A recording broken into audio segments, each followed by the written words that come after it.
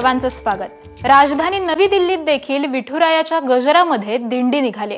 राष्ट्रीय स्वयंसेवक संघाचे सुनील आंबेकर या दिंडीमध्ये सहभागी झालेत। मराठी प्रतिष्ठान आणि महाराष्ट्राची संबंधित संस्था या दिंडीमध्ये सहभागी झाल्यात। याचाच सविस्तर आढावा घेतलाय आमच्या प्रतिनिधी सोमेश कोलगे यांनी। पाहूयात।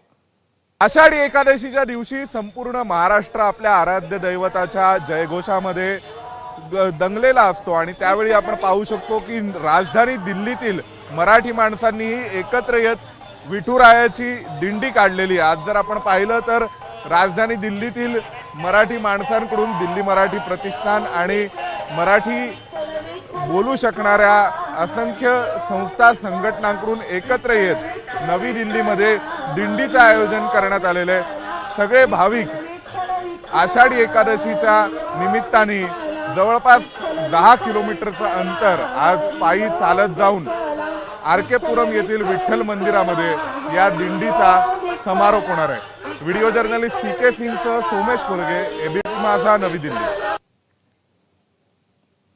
यासोबतच या बुलेटिनमध्ये वेळ झाली इथेच थांबण्याची।